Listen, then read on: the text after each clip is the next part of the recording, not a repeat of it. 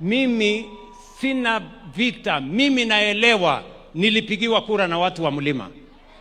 I understand that. Mimi si wazimu na mimi si mjinga na mimi si mlevi. I know what I'm doing. Na mimi urafiki, mimi nimetengeneza na watu wa mlima hii, sio urafiki ya siku 2, 3 ama 4. Na mimi naelewa mtu asiniletee vita yake alete kati yangu na watu wa mlima. Mimi I know how to work with the people of mlima. Na mimi nataka niseme hivi, sikizeni my friends.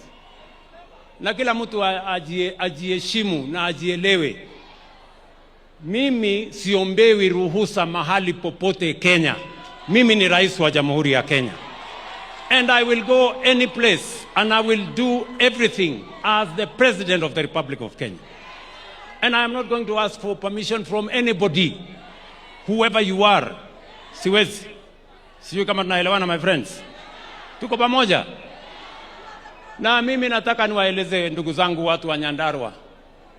Mimi nitahakikisha ya kwamba haki ya watu wa Nyandarua haitabebwa na mtu yeyote. Nyandarua maendeleo yake, nafasi yake itakuwa timamu na tutaungana tukienda mbele.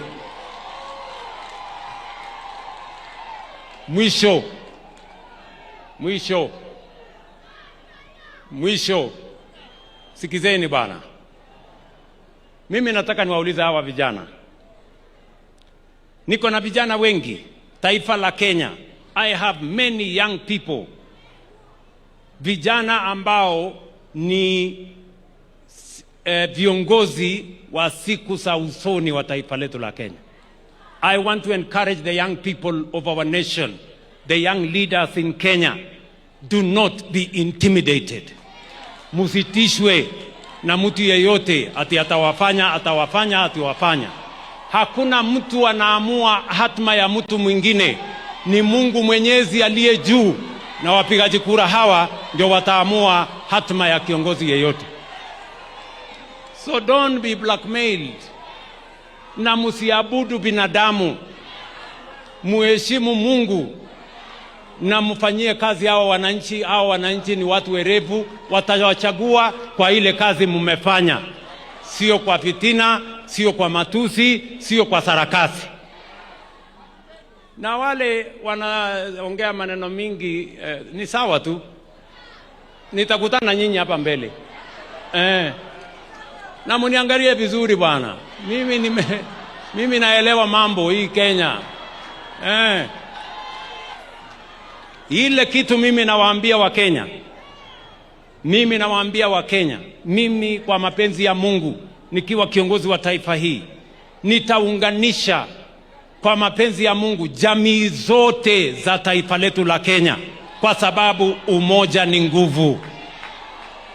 Na hatutapatia nafasi kiongozi yeyote kugawanya watu wa taifa letu la Kenya kwa misingi ya kabila hii na ile. We are going to stand united as the people of Kenya. Tunaelewana jameni? Nyandarua tumekubaliana? Leo ni siku ya kiarao, si ndio? Nimepitisha kidogo, munisamehe, nimepitisha kidogo. Kuna siku tutakuja maneno ya siasa, si ndio? Kwa sasa mimi bado niko busy. Wacha nifanye kazi. Siku ya siasa ikifunguka, nyinyi kujeni na maneno kwa kiwanja, mtakutana na sisi.